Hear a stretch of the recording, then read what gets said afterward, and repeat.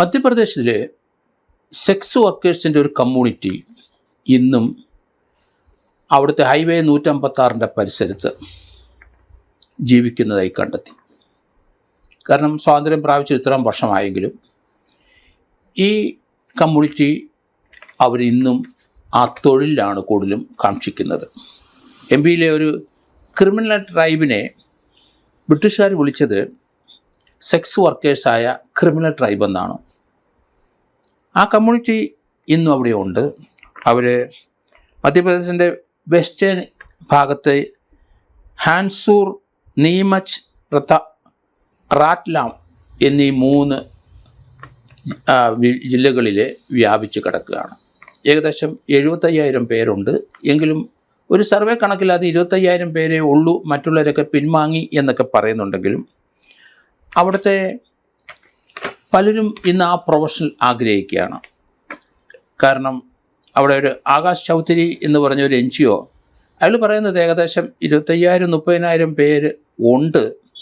നീമച്ചിൽ മാത്രം അത്രയും പേര് സ്ഥലമുണ്ട്. ഏതായാലും ഹൈവേ 156 78 വില്ലേജുകളിലാണ് ഇത് വ്യാപിച്ച് കിടക്കുന്നത്.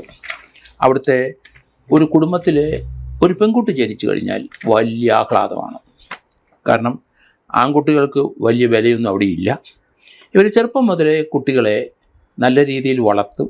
8-9 വയസ്സ് അല്ലെങ്കിൽ ഒരു 9ാം ക്ലാസ്സിൽ വരെയൊക്കെ ചെന്ന് കഴിഞ്ഞാൽ പിന്നെ പഠിത്തം നിർത്തും.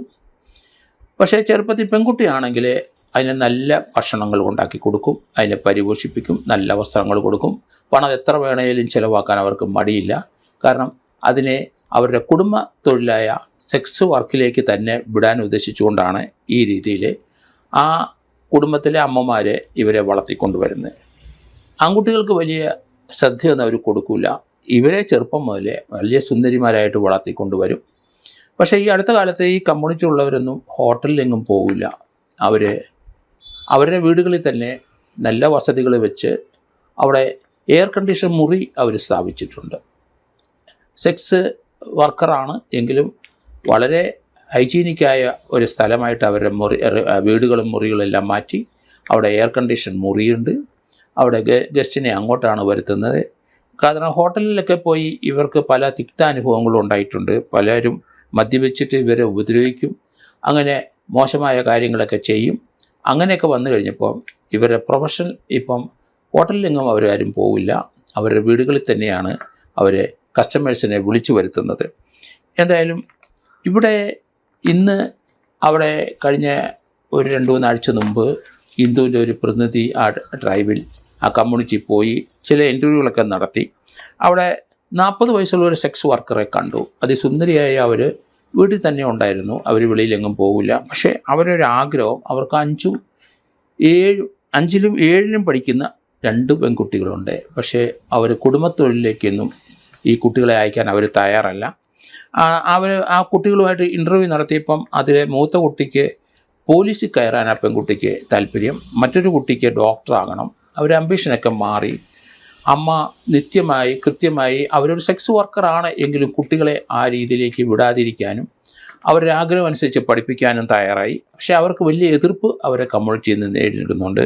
കാരണം ഈ മധ്യപ്രദേശിലെ ഈ കമ്മ്യൂണിറ്റിയിലെ അവിടെ ഏകദേശം 3 ജില്ലകളിലായിട്ടാണ് 78 വില്ലേജുകളിൽ ഇവർ 1.5 ലക്ഷം പേരുണ്ടെന്നാണ് പറയുന്നത്. അത്രയും പേര് പലയിടത്തും മാറിക്കിടക്കുന്നു, ചിതറിക്കിടക്കുന്നു. അവരിന്നും അവരുടെ കുടുംബത്തൊഴിൽ വിട്ടുപോകാൻ തയ്യാറാകുന്നില്ല. ഏതായാലും അവരെ നല്ല വഴിക്ക് കൊണ്ടുപോകാൻ ധാരാളം പേര് ശ്രമിക്കുന്നുണ്ടെങ്കിലും അവരവരുടെ വഴി വിട്ടു പോകില്ല. കാരണം വളരെ ലക്ഷറി ആയിട്ടൊരു ലൈഫാണ് അവർ നടത്തുന്നത്. കാരണം ഈ പ്രൊഫഷൻ കൊണ്ട് ധാരാളം പണം അവർക്ക് ലഭിക്കുന്നുണ്ട്. അത് തന്നെയല്ല, അവർക്ക് ഈ പ്രൊഫഷൻ കാരണം മറ്റു സ്ഥലങ്ങളിലൊന്നും പോകണ്ട, അവരുടെ വില്ലേജുകളിൽ തന്നെ കസ്റ്റമേഴ്സ് എത്തും. അതുകൊണ്ട് അവിടെ അവർക്ക് വളരെ നല്ല ഹൈജീനിക്കായ വീടുകളും ഹൈജീനിക്കായ ചുറ്റുപാടുകളുമാണ് ഈ സെക്സ് വർക്കേഴ്സിൻ്റെ വീട് കാണുന്നത്. നമ്മൾ നേരത്തെ ബ്രിട്ടീഷുകാർ വിളിച്ച പോലെ അവരെ ക്രിമിനൽ ട്രൈബ് ആണെങ്കിലും അവർ സെക്സ് വർക്കേഴ്സാണെന്ന് അന്നേ ഡിക്ലെയർ ചെയ്താണ്. കാരണം ആ കാലഘട്ടം മുഴുവൻ ഇത് വളരെ അൺപോപ്പുലറായ ഏരിയയാണ്. പക്ഷേ ഇപ്പോഴും അവർ ആ മാർഗത്തിൽ നിന്ന് വിട്ടുമാറിയിട്ടില്ല. സ്വാതന്ത്ര്യം പ്രാപിച്ച് ഇത്ര ആയാലും അവരെ ഒന്ന് റിഫോം ചെയ്യാനായിട്ട് ഇന്ന് നമുക്കാർക്കും കഴിഞ്ഞിട്ടില്ല. പക്ഷേ അതിൽ വിദ്യാഭ്യാസമുള്ള അല്ലെങ്കിൽ ഈ പ്രൊഫഷനോട് അവർഷനുള്ള കുറേ സ്ത്രീകൾ കുട്ടികളെയൊക്കെ നല്ല രീതിയിൽ വളർത്താനും പല സ്ഥലങ്ങളിൽ നല്ല കോളേജുകളിലൊക്കെ അവരെ ഹോസ്റ്റലിൽ നിർത്തി പഠിപ്പിക്കുകയും ചെയ്യുന്നുണ്ട്. അതൊക്കെ ഈ തൊഴിലിൽ നിന്ന് മാറി സമൂഹത്തിലെ ഒപ്പം അവർക്ക് വരാനുള്ള ഒരു ശ്രമത്തിൻ്റെ ഫലമായിട്ടാണ്. ഏതായാലും നല്ലൊരു ഇൻ്റർവ്യൂ ഈ ഹിന്ദു പത്രത്തിൽ കണ്ടത്. കാരണം ഇന്ത്യയിൽ ഇപ്പോഴും ആ ട്രൈബ് ഇത് അവരുടെ കുലത്തൊഴിൽ ചെയ്യുന്നവർ ഉണ്ട് എന്ന് കാണിക്കാൻ വേണ്ടിയിട്ടുള്ളൊരു ഇൻ്റർവ്യൂ ആയിരുന്നു അത്. കാരണം അതിൽ നിന്നൊക്കെ നമ്മൾ മാറി സഞ്ചരിക്കണം ഇന്ത്യക്കാർ. ആ രീതിയിലുള്ള ഒരു മാറ്റം എല്ലാ വില്ലേജുകളിലും എല്ലാ സംസ്ഥാനത്തിലും ട്രൈബലിൻ്റെ അവസ്ഥകൾ വളരെ മോശം തന്നെയാണ്. പക്ഷേ കേരളത്തിൽ മാത്രമാണ് ഇന്ത്യയിൽ ഞാൻ കാണുന്നത് വളരെ വ്യത്യസ്തമായ കാഴ്ചപ്പാടും ചിന്താഗതികളും ജീവിത രീതികളും ഇവിടെ മാത്രമേ ഉള്ളൂ. കാരണം ഇന്ത്യയിലെ ഒരു സംസ്ഥാനത്തും ഈ രീതിയിൽ ഒരു മാറ്റം വില്ലേജുകളിലൊന്നും ഞാൻ കണ്ടിട്ടില്ല. സഞ്ചരിച്ച സ്ഥലങ്ങളിലെല്ലാം ഇന്നും പഴയ കാലഘട്ടത്തിലെ ആ സ്വാതന്ത്ര്യം പ്രാപിക്കുന്ന മുമ്പുള്ള നമ്മുടെ കാലഘട്ടത്തിലെ ജീവിത രീതികളിൽ തന്നെ ഇന്നും വളരെയധികം ആൾക്കാർ അഭിരമിക്കുന്നത് കാണാം. പക്ഷേ ഒരു സ്ഥായിയായ മാറ്റമൊന്നും നമുക്ക് അങ്ങനെയുള്ള സ്ഥലങ്ങളിൽ ഇതുവരെ കൊണ്ടുവരാൻ കഴിഞ്ഞിട്ടില്ല എന്ന് നമ്മൾ മനസ്സിലാക്കുന്നു. അതുകൊണ്ട് കേരളത്തിലെ നമ്മുടെ ആൾക്കാരുടെ ജീവിത രീതികൾ എല്ലാവരും തുല്യമായി കാണുകയും ജാതി മത ചിന്തകൾ ഇല്ലാതെയും ഒക്കെ മുന്നോട്ട് വിദ്യാഭ്യാസപരമായി നല്ല അവസരങ്ങൾ ഇവിടെ തന്നെയുമുണ്ട്. അതുതന്നെയല്ല ഇവിടെ ഉള്ളവരെല്ലാം പലരും വിദേശ സ്ഥലങ്ങളിലൊക്കെ പോയി കൂടുതലും സാമ്പത്തിക രംഗം മെച്ചമാക്കുകയും അതോടൊപ്പം തന്നെ അവരുടെ ജീവിത രീതിയിലെ കാഴ്ചപ്പാടുകൾ വളരെയധികം മാറിക്കൊണ്ടിരിക്കുന്ന കാഴ്ചയാണ് നമ്മൾ കാണുന്നത്.